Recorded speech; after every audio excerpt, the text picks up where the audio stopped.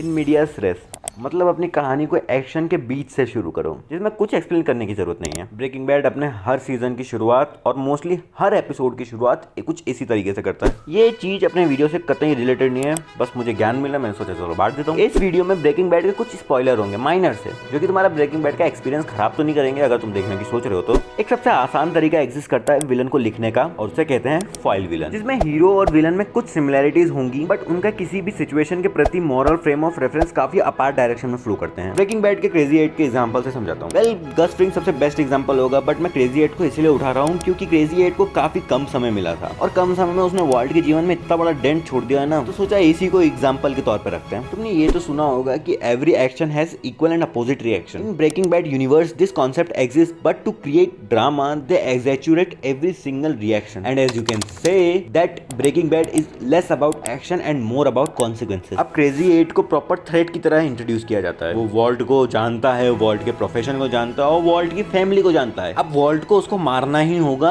Otherwise वो सब कुछ तबाह कर सकता है। अब यहाँ पे वॉल्ट गिरता है प्रैग्मेटिज्म सिचुएशन पे। अब मैं शायद से इसको गलत प्रोनाउंस कर रहा हूँ, बट इसका मतलब ये होता है कि किसी भी एक्शन को सोच समझ के एग्जीक्यूट करना। वॉल्ट करना चाहिए या नहीं करना चाहिए की लिस्ट बनाता है, इसमें करना चाहिए के नाम पे सिर्फ यही लिखता है वो सब कुछ जानता है वगैरह वगैरह, और नहीं करना चाहिए में लिखता है कि भैया मॉरल एथिक्स है यार, किसी इंसान को मारना गलत बात होती है। बट विंस गिलिगन हमारे दिमाग के साथ बहुत पहले से खेलना शुरू कर देते हैं, वही फॉइल बिछाना शुरू कर देते हैं, मतलब कैरेक्टर्स के बीच में सिमिलैरिटीज स्टैब्लिश करना। सबसे पहली चीज जो चीख चीख के कहती है कि मैं एक सिमिलैरिटी हूँ, वो ये है कि क्रेजी 8 के भी लंग खराब हो जाते हैं वॉल्ट के पॉइजन की वजह से। अगर तुमको नहीं पता कि ब्रेकिंग बैड में और किसके लंग खराब है तो तुम ये वीडियो देख ही क्यों रहे हो। मैंने कहीं सुना था कि सीरियस सीन के अंदर तुम कन्वर्सेशन डाल दो तो वो सीन फनी हो जाता है। विंस गिलिगन यही चीज का इस्तेमाल करते हैं, बट सीन को फनी नहीं, सीन को कोजी बनाते हैं। क्रेजी 8 को ब्रेड क्रस्ट पसंद नहीं है तो वॉल्ट अगली बार उसको काट के लेके जाएगा, सामने वाले को तकलीफ नहीं होनी चाहिए ना। दोनों में बातचीत होती है, दोनों के पास में कनेक्शन निकल जाते हैं, और ये भी पता चलता है वॉल्ट के पहले बच्चे के लिए झूला इसी ने बनाया था।